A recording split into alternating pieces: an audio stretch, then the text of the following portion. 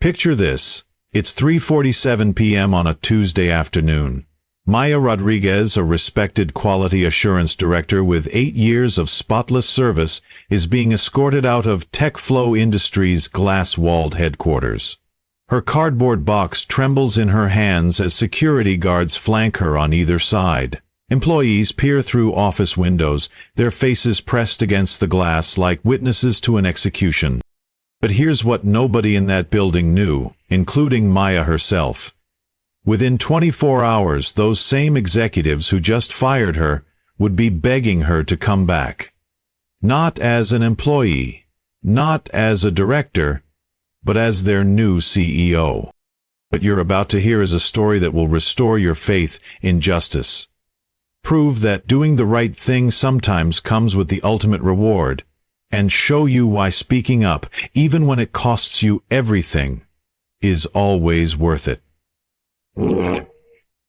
What? This is the story of Maya Rodriguez, a woman who lost her job for having a conscience and gained something far more valuable in return. Maya Rodriguez hadn't planned on becoming a corporate whistleblower. At 34, she was exactly where she'd always dreamed of being, the quality assurance director at TechFlow Industries, one of California's fastest-growing tech companies. The position had been her North Star through years of night school, weekend certifications, and climbing the corporate ladder, rung by painful rung. TechFlow's headquarters stretched across 3 gleaming buildings in San Jose's tech corridor. Its logo, a stylized arrow pointing perpetually upward, visible from the freeway. The company had built its reputation on innovation, particularly in consumer electronics that promised to revolutionize daily life. Maya's corner office on the 14th floor offered a panoramic view of Silicon Valley, a daily reminder of how far she'd come from her childhood in East San Jose. Maya's colleagues knew her as the woman who arrived first and left last, who remembered birthdays and work anniversaries, who brought homemade tamales to office potlucks. Her team of 12 quality assurance specialists trusted her implicitly. She'd built her reputation on an unwavering principle. If a product wasn't safe for her own family, it wasn't safe for anyone else's. Quality isn't just about meeting standards, she would tell new hires during orientation. It's about sleeping peacefully at night, knowing that somewhere a family is using what we've approved. The company culture at TechFlow had shifted dramatically in recent years. What once felt like a close-knit family of innovators had transformed into a pressure cooker of quarterly targets and shareholder demands. CEO James Richardson, a silver-haired veteran of several IPOs, had joined 18 months earlier with a mandate to streamline operations and maximize efficiency. His favorite phrase, repeated in all-hands meetings like a mantra, was, "Move fast and break things.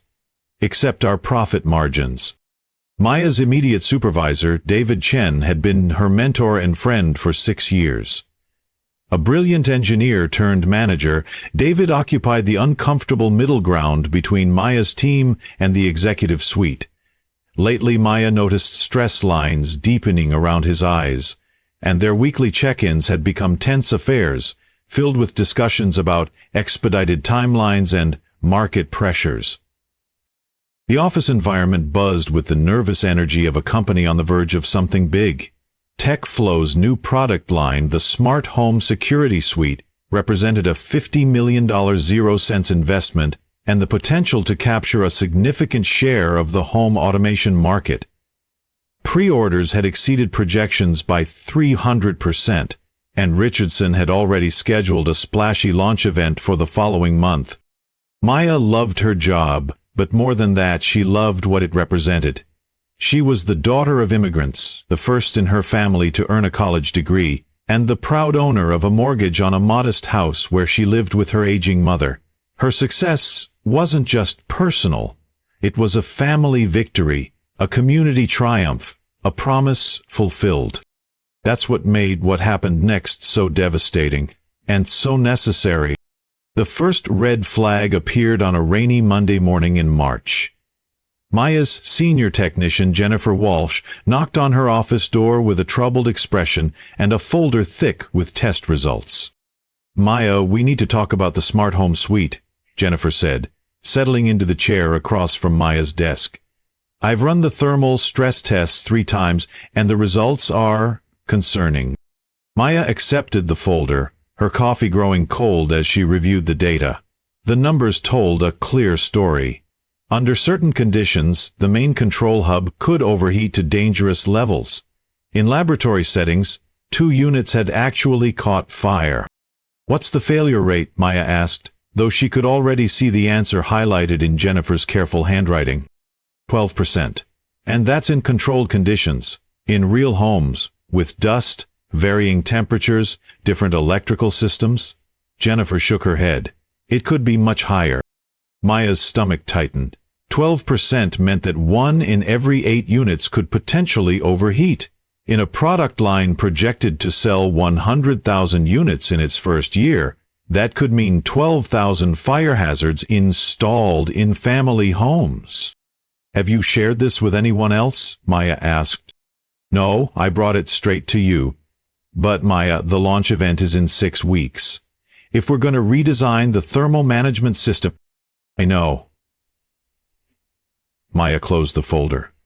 Let me handle this. Keep testing, but don't discuss this with anyone until I can get to Richardson. That afternoon, Maya requested a meeting with David Chen. She found him in his office, surrounded by marketing materials for the smart home launch.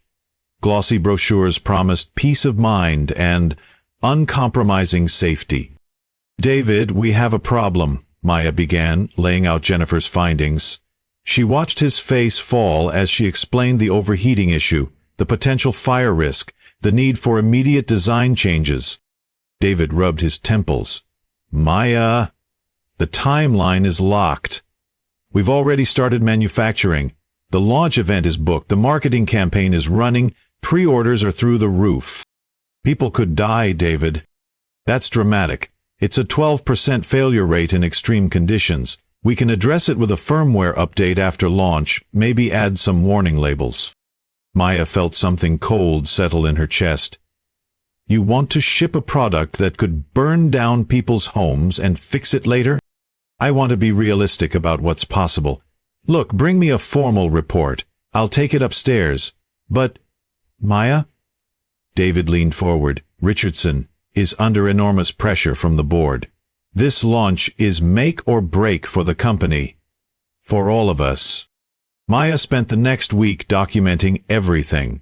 She compiled test results, failure analyses, and safety recommendations into a comprehensive report.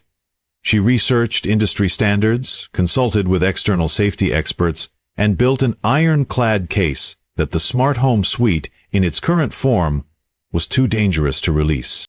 Her report concluded with a clear recommendation: delay the launch by 3 months to redesign the thermal management system.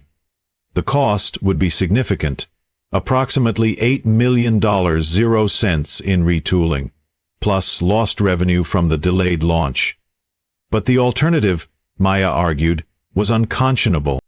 David accepted the report with a grim expression. I'll get this to Richardson. But Maya, prepare yourself. He's not going to like this. The response came back within hours. Richardson wanted to see Maya in his office immediately. James Richardson's corner office occupied half of the building's top floor.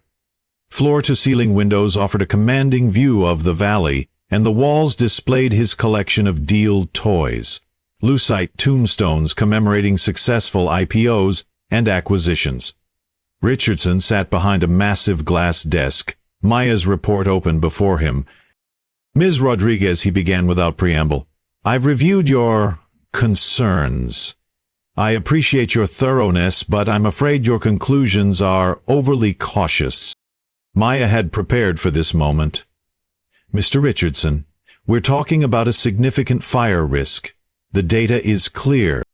The data shows worst-case scenarios in laboratory conditions. In the real world, these edge cases are unlikely to occur.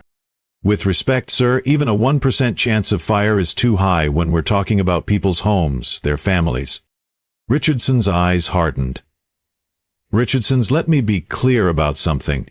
This company employs 847 people. We have shareholders, vendors, customers who've placed pre-orders. The success of this launch determines whether TechFlow continues to exist. Are you prepared to put 847 jobs at risk over a theoretical possibility?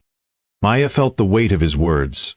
But the faces in Jennifer's test photos, the melted plastic, the scorch marks, remained vivid in her mind. I'm prepared to do my job, which is ensuring our products are safe. Your job is to balance safety with business realities. I'm asking you to find a middle ground. Add some warnings, maybe limit the operating temperature range, but this launch happens on schedule. I can't sign off on that, sir. The silence stretched between them like a taut wire. Richardson's jaw tightened almost imperceptibly. Ms. Rodriguez, I'm going to give you some time to reconsider. Think about your career, your team, your responsibilities. We'll discuss this again tomorrow. Maya left Richardson's office with her hands shaking. The elevator ride to the 14th floor felt interminable. Back in her office, she stared out at the valley and tried to imagine explaining to a family why their house had burned down, because she'd been too afraid to speak up. At night, she called her mother. "Mija, you sound troubled," her mother said in the mixture of Spanish and English that had been the soundtrack of Maya's childhood. "Mama, what do you do when doing the right thing might cost you everything?" Her mother was quiet for a long moment. "You remember your father, how he worked construction? He told me once about a building where the foreman wanted to use cheaper materials, cut corners on the foundation. Your father refused to sign off on it. He lost that job." "What happened?" 3 months later that building collapsed. No one was hurt, gracias a Dios, but your father, he slept better than he had in weeks. Some things, mija, are more important than a job. Maya knew what she had to do. The monthly board meeting was scheduled for Thursday morning. Maya had never addressed the board directly. That privilege was reserved for VPs and above. But as she sat in her car in the parking garage at 7 a.m., she made a decision that would change everything. She had prepared for this moment with the same methodical precision she brought to product testing. Her presentation was loaded on a thumb drive, hard copies of her safety reports sat in her briefcase, and she'd rehearsed her key points until they were burned into memory. The board meeting was held in TechFlow's most impressive conference room, a glass-walled space on the top floor with a view that stretched to San Francisco Bay. Maya had only been inside twice before, both times to present annual quality metrics. Today felt different. Today felt like walking into a courtroom where she was simultaneously the prosecutor, defendant, and key witness. Richardson was already holding court when Maya knocked on the door. Through the glass, she could see the 7 board members arranged around the polished conference table. Richardson stood at the head, clicking through slides about Q1 revenue projections. "Excuse me," Maya said, stepping inside. "I apologize for interrupting, but I have critical safety information the board needs to hear." Richardson's face went through a series of expressions: surprise, confusion, then anger. "Ms. Rodriguez, this is a closed board meeting. Whatever this is about can wait." "No, sir, it can't." Maya's voice was steady, but her heart hammered against her ribs. "I have evidence that our flagship product poses a significant fire hazard to consumers. The board has a fiduciary duty to know about this before launch." Board Chair Margaret Steinberg, a venture capitalist known for her sharp intellect and sharper questions, leaned forward. "What kind of evidence?" Richardson stepped between Maya and the board. "Margaret, this is inappropriate. Ms. Rodriguez is not scheduled to present, and these alleged safety concerns have already been addressed through proper channels." "Have they?" Maya opened her briefcase and began distributing copies of her report. "Because what I've been told is to ignore the data and ship anyway." The room fell silent, except for the whisper of papers being shuffled. Maya watched the board members scan the executive summary, their expressions growing increasingly grave. "According to your tests," said board member Dr. Patricia Nguyen, a former FDA regulator, 12% of units could overheat to the point of ignition. "That's correct," in laboratory conditions designed to simulate real-world usage patterns. Richardson's voice carried a barely controlled edge. Ms. Rodriguez, you are out of line. This is fear-mongering based on extreme edge cases. Extreme edge cases?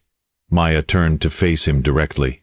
Mr. Richardson, we're talking about devices that will be installed in children's bedrooms, in elderly people's homes, in apartments where entire families could be trapped by fire. There is no such thing as an acceptable edge case when it comes to fire safety. She turned back to the board, her voice growing stronger. I've been with this company for 8 years. I've helped launch 17 products, and I've never, not once, recommended delaying a launch for safety reasons. But this is different. This isn't about minor defects or cosmetic issues. This is about the possibility of people dying.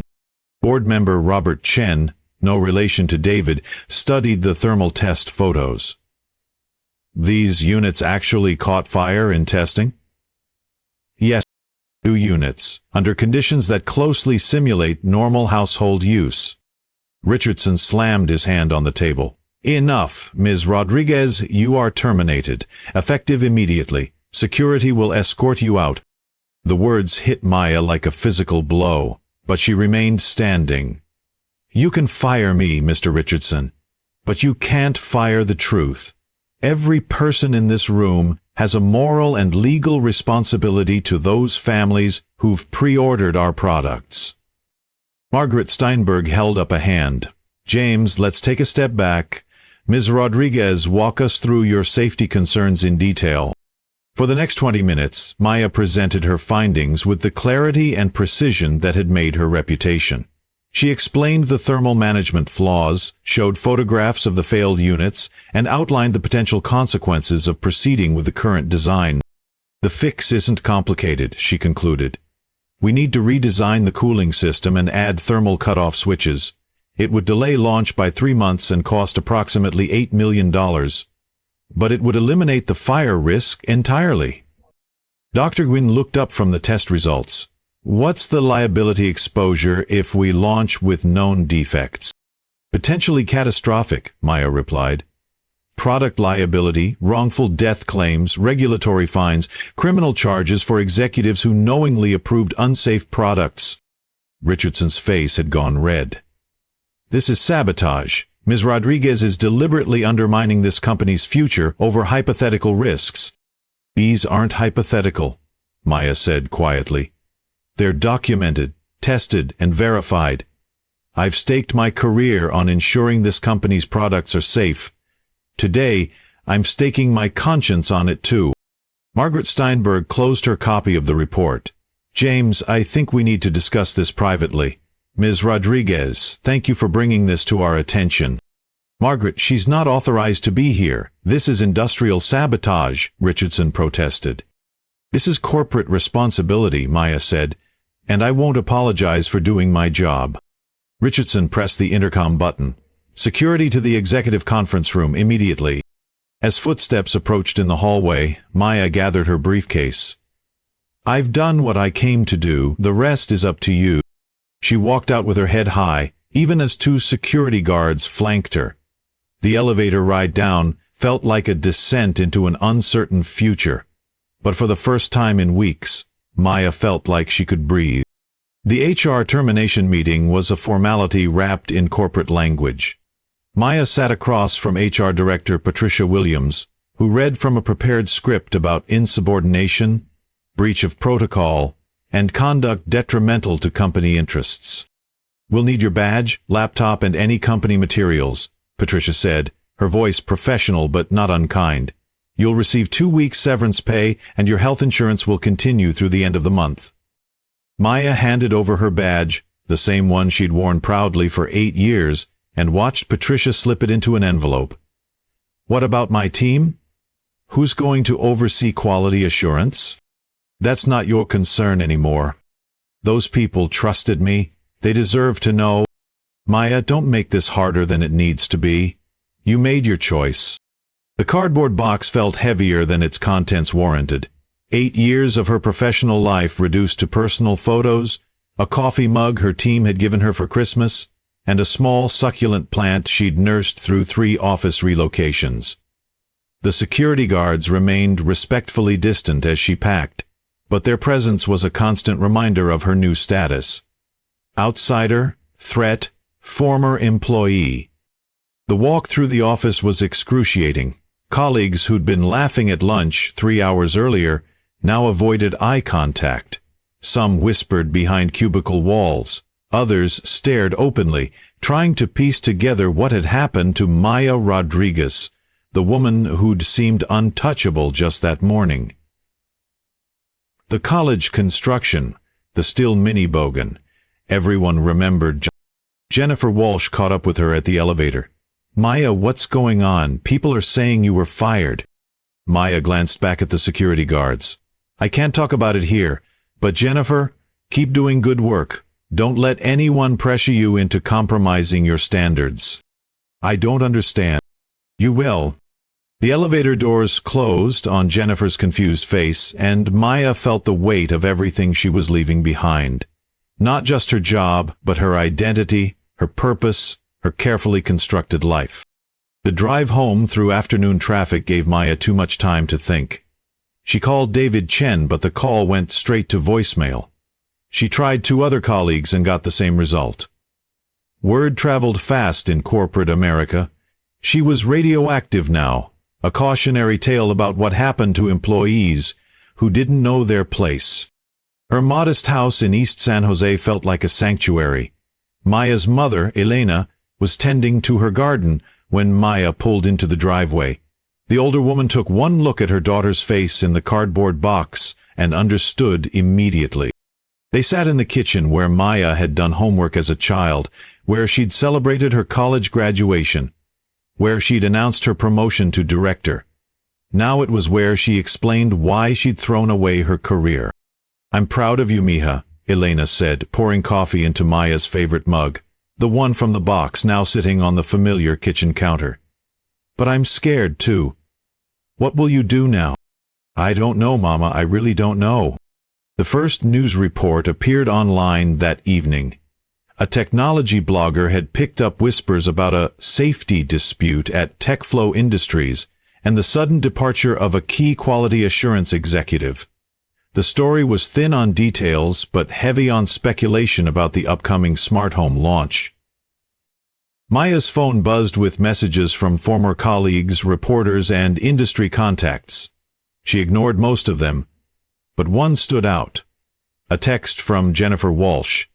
"The whole QA team is asking questions. We know something's wrong. We trust you." By 10 p.m., Maya's story had spread across social media. TechFlow Safety began trending as consumers shared concerns about their pre-orders. The company's stock price, which had closed up 3% on strong launch projections, began falling in after-hours trading. Maya lay in her childhood bedroom, staring at the ceiling and wondering if she'd made the right choice. Tomorrow, she'd wake up unemployed, possibly unemployable, in the tight-knit tech industry. Her savings would last maybe 6 months.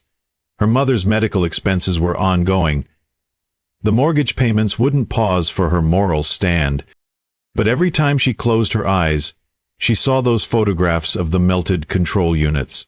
She imagined a family asleep in their home, trusting TechFlow's promises of safety, unaware that their peace of mind was built on a foundation of acceptable risk. Maya fell asleep to the sound of her phone buzzing with notifications, each one a reminder that her private decision had become very public indeed. She had no idea that 12 miles away, in TechFlow's executive conference room, an emergency board meeting was just beginning.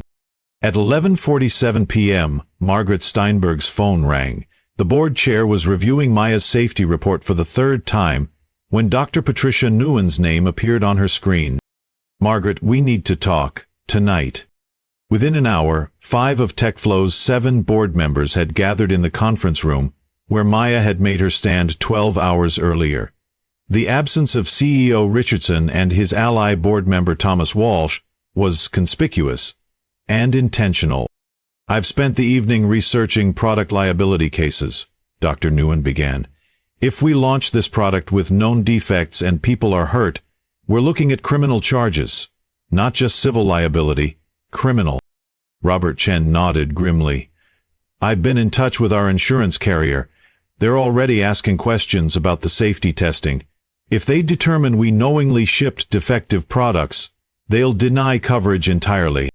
Margaret Steinberg looked around the table at her fellow board members. So we're all in agreement that Richardson's approach is untenable? The question isn't whether to delay the launch, said board member Dr. Sarah Kim, a former Silicon Valley CEO. The question is whether Richardson can continue as CEO after today's performance. He threatened to fire an employee for doing her job, added Chen.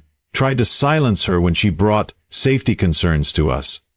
That's not just poor judgment, it's potentially criminal negligence. Margaret's phone buzzed with a news alert. The story's going national. 60 Minutes is reportedly interested. Tech journalists are calling it Tech Flowgate. Dr. Nguyen pulled up the company's social media feeds on her tablet. Look at this. Thousands of customers are canceling pre-orders. TechFlow Safety has 50,000 mentions in the last 6 hours. Richardson created this crisis, Dr. Kim said. He had an opportunity to address the safety concerns internally, quietly, professionally. Instead, he chose to shoot the messenger. Margaret made the call at 1:15 IEM. James, we need to discuss the situation. Emergency board meeting at 8 a.m. Richardson's voice was strained. Margaret, this is a coordinated attack on the company. Rodriguez is probably working with competitors to sabotage our launch. James, stop. Just stop. We've all read her report. The safety concerns are real, the test data is solid, and your handling of this situation has been catastrophic. We'll let one disgruntled employee destroy this company. You already have. The 8 a.m. meeting was unlike anything in TechFlow's corporate history. Richardson arrived to find 6 board members united against him, a stack of resignation letters on the table, and a proposal that would have seemed impossible 24 hours earlier. James, Margaret began, the board has lost confidence in your leadership. We're accepting your resignation, effective immediately. You can't do this, I have a contract, which includes a termination clause for actions detrimental to the company's interests. Your refusal to address known safety defects and your treatment of Ms. Rodriguez qualify. Dr. Nguyen leaned forward. We're also implementing several immediate changes. First, the smart home launch is suspended pending a complete safety review. Second, we're hiring an independent safety consultant to audit all our current products. Third, we're establishing a new whistleblower protection policy. And fourth, Margaret added, we're offering the interim CEO position to Maya Rodriguez. Richardson's face went white. You're giving my job to the woman who tried to destroy this company? We're giving it to the woman who tried to save it. At 9:30 IMing, Margaret Steinberg stood on Maya's front porch, feeling more nervous than she had in years of high-stakes negotiations. Maya answered the door in jeans and a TechFlow t-shirt, her hair pulled back in a ponytail, looking younger than her 34 years. Steinberg, what are you doing here? May I come in? We need to talk. Maya led her to the kitchen, where Elena was reading the morning paper. The headline read, TechFlow in crisis. Safety whistleblower fired as stock plunges. Mrs. Rodriguez, Margaret said, you raised a remarkable daughter. Elena smiled. She gets her stubbornness from her father. Maya poured coffee, her hands steadier than they'd been in days. If you're here to ask me to sign a non-disclosure agreement, you're wasting your time. I'm here to offer you a job.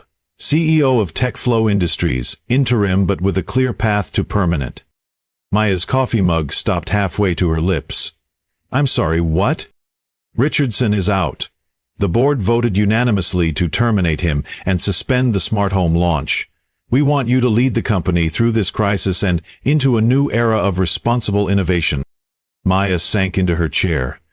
24 hours ago, you people escorted me out in handcuffs. Metaphorically speaking, Margaret said. And 24 hours ago, I thought you were a troublemaker. Now, I think you're exactly what this company needs. I'm a quality assurance director. I've never run a company. You've been protecting this company's reputation and customers' safety for 8 years. You understand our products, our people, and our values better than anyone in the executive suite. The question is, are you willing to do it officially? Maya looked at her mother, who nodded encouragingly. What about my team, my people in quality assurance? Jennifer Walsh has been promoted to Quality Assurance Director.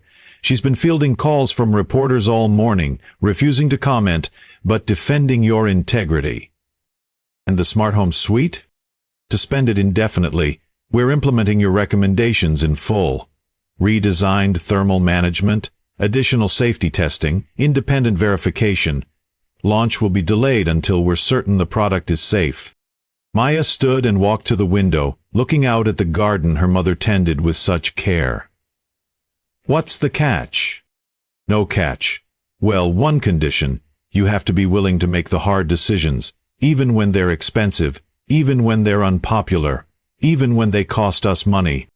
Like yesterday? Especially like yesterday? Maya turned back to Margaret. I want full authority over product safety. No launch happens without my personal approval. Done. I want the whistleblower protection policy to be real, not just words on paper. Done. And I want Richardson's golden parachute clause voided. That money goes to establishing a product safety foundation. Margaret smiled. You drive a hard bargain for someone who was unemployed an hour ago. I wasn't unemployed. I was between opportunities. Maya's first day as interim CEO began at 6 a.m. with a company-wide video conference. Employees logged in from home offices, break rooms, and coffee shops, their faces reflecting the uncertainty that had gripped TechFlow since the previous day's drama. Good morning, everyone, Maya began, speaking from Richardson's former office, now stripped of his deal toys and replaced with her quality assurance awards. I know the last 24 hours have been confusing and concerning. I want to be completely transparent about what's happening and where we go from here. She could see Jennifer Walsh in the corner of her screen giving her an encouraging thumbs up. Yesterday, I was fired for raising safety concerns about our smart home suite. Today, I'm standing here as your interim CEO because the board recognized that those safety concerns were valid and necessary. This company will never again prioritize profits over people's safety. That's not a promise, it's a guarantee. Maya outlined the immediate changes, the suspended launch, the safety audit, the new whistleblower protections. But more importantly, she talked about the company's future. We're going to be the company that does things right even when it's hard, especially when it's hard. We're going to be the company that parents trust with their children's safety, that elderly people rely on for their independence, that families count on for their peace of mind. The response was immediate and overwhelming. The chat exploded with messages of support. Several employees turned on their cameras to applaud. Maya felt tears threatening and blinked them back. After the meeting, she walked through the office floors she'd patrolled as a director, now seeing them through different eyes. In the quality assurance department, her former team had hung a banner, "Welcome back, boss." Jennifer Walsh met her at the entrance to the QA lab. How does it feel to be vindicated? Terrifying, Maya admitted, but right. Over the following weeks, Maya implemented changes that transformed TechFlow's culture. She established regular safety reviews, created an anonymous reporting system for employee concerns, and instituted a policy requiring executive approval for any product that carried even minimal safety risks. The smart home suite, when it finally launched 6 months later, with Maya's redesigned safety systems, became the industry's gold standard for secure home automation. The delayed launch cost TechFlow $12 million, 0 cents in immediate revenue, but generated $47 million, 0 cents, in additional sales due to its reputation for safety and reliability. Maya's leadership style was collaborative, transparent, and uncompromising on safety issues. She kept her office door open, continued to eat lunch in the employee cafeteria, and made herself available to any employee with concerns. 3 months into her tenure, the board voted unanimously to remove the interim from her title. Maya Rodriguez, the whistleblower who'd been fired for speaking up, was now the permanent CEO of TechFlow Industries. Her first act as permanent CEO was to establish the TechFlow Safety Foundation, funded by Richardson's forfeited severance package. The foundation provided grants to universities researching product safety and offered legal support to corporate whistleblowers in the tech industry. Maya's story reminds us that integrity isn't just about doing the right thing when it's easy. It's about doing the right thing when it costs you everything. It's about believing that some principles are worth more than paychecks, that some truths are worth telling even when no one wants to hear them. This is the story of the push and pull, of the fight or flee. In a world where it's easier to stay quiet, to keep your head down, to let someone else be the hero, Maya Rodriguez chose to speak up.